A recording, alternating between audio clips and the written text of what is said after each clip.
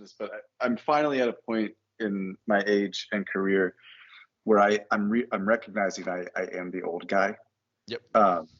And it is not how I thought it would be. Whereas when it's I not. was like, It doesn't feel cool. You don't feel like a cool older guy. You just feel like the old guy.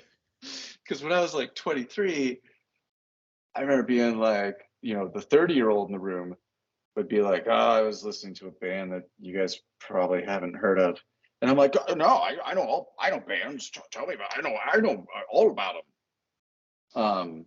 And I probably either pretended to know what it was or did, but not because I would have found it naturally. But yeah, like I made a comment in a meeting about Dr. Katz, which I'm aware is an old show, and I'm sure it's not widely popular, but it was the only show I could think of that enough people would know of that would be familiar with like what I call like the squiggly vibrating animation. Yeah. And people looked at me like I was speaking a different language, and I'm like, Dr. Katz? Yeah, so it's two things. It's because I have had similar things at work where I will say something about like a movie or a TV show, and somebody will speak up and say like, "Oh, I have no idea what you're talking about." I'm like, "Well, yeah, but most people will." And then like a bunch of other people will be like, "No, none of us know what you're talking about. That show is 30 years old." I'm like, "No, it's okay." But yeah, it's two things. I think it's one thing is we are actually the old guys, but the second thing is before the internet was like everywhere, stuff like Dr. Katz was just like on Comedy Central all the time. And now nobody's watching TV to just have something on all the time. Like even if like there is a frame of reference for us where it's like even if we don't know what the show was, you probably just saw it on TV, just like flipping through, or you went to somebody's house and it was on, and like that's your frame of reference. But that's not a thing that people do anymore.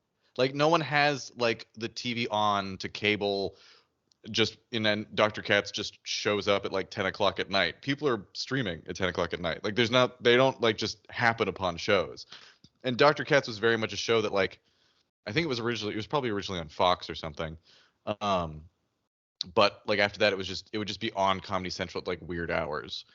And there's like a lot of movies like that too, where like Delirious with John Candy. Like if you talk about Delirious today, nobody knows what you're talking about. But anybody who was watching Comedy Central in like the late 90s to the early 2000s probably saw that movie like I did like 50,000 times.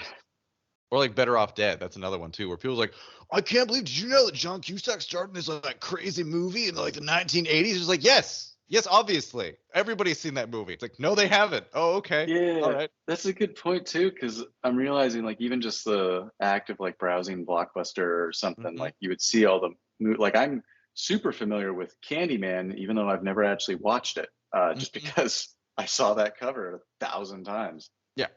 And now even like something like Netflix is A/B testing all the different images for movies, so they just want to know like, will you click on this if there's a pretty lady on it, or will you click on this if there's a pretty man on it?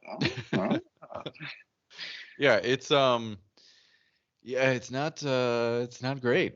It's people. It's weird that like they talk about it like the monoculture. Like that used to be a thing. Like whatever the monoculture was, like we all had like the same thing, and now it's just broken up into all these different spaces where nobody has the same frame of reference. And that's why the country's going to hell, Derek. That's what it is. That's why.